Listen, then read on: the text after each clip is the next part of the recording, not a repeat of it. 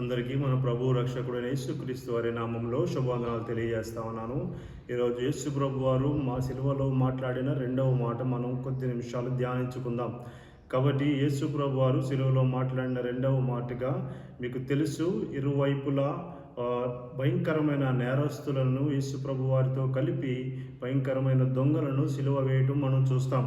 కాబట్టి అటువంటి సమయంలో అక్కడ ఉన్న రోమా సైనికులు అలాగే ఇంకా ఇతర ప్రజలు, చుట్టుపక్కల ఉన్న ప్రజలు అపహసిస్తూ ఉన్నారు దేవుణ్ణి. ఎందుకంటే నీవు నిజంగా దేవుని కుమారుడు అయితే నిన్ను నీవు రక్షించుకొని వారిని రక్షించు అంటా ఉన్నాడు. కాబట్టి ఒక దొంగ కూడా అదే మాట మాట్లాడుతూ ఉన్నాడు. నిజంగా నువ్వు దేవుని కుమారుడు అయితే నిన్ను నీవు రక్షించుకొని మమ్మల్ని కూడా రక్షించు అని అపహసిస్తూ ఉన్నాడు.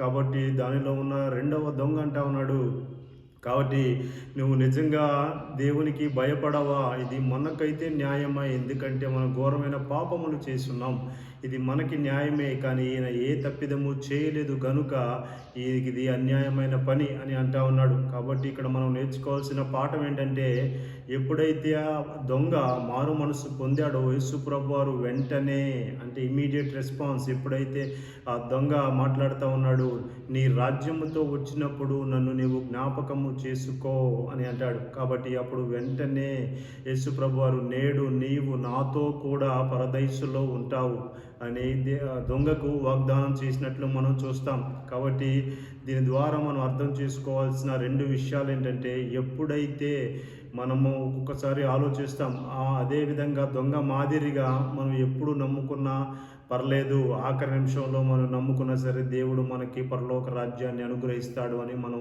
ఒక్కొక్కసారి తప్పుగా ఆలోచిస్తాం. కాబట్టి ఇక్కడ రెండు విషయాలు మనం జ్ఞాపకం చేసుకోవాల్సిన అవసరం ఉంది. ఎప్పుడైతే ఈ సువార్త నీ చెవిన పడిందో, యేసు ప్రభు నిజమైన దేవుడు, లోకరక్షకుడు అని ఎప్పుడైతే ఆ సువార్తని నోటితో నీ చెవితో వింటావో, అప్పటికప్పుడు యేసు ప్రభు వారిని నమ్ముకోవటం అనేది ఒక గొప్ప ధన్యత, ఒక గొప్ప భాగ్యం. కాబట్టి ఎప్పుడైతే నిర్లక్ష్యం చేసి సువార్తని చెవిన పడిన కానీ నువ్వు తిరిగి మారు మనసు పొందకుండా ఆఖరి నిమిషంలో నేను ఆ దొంగ మాదిరిగా నేను పరలోక రాజ్యాన్ని సొంతం చేసుకుంటాను అప్పుడు నమ్మి అని నీ హృదయంతో మనం అనుకుంటే ఖచ్చితంగా అది పెద్ద పొరపాటు అవుతుంది.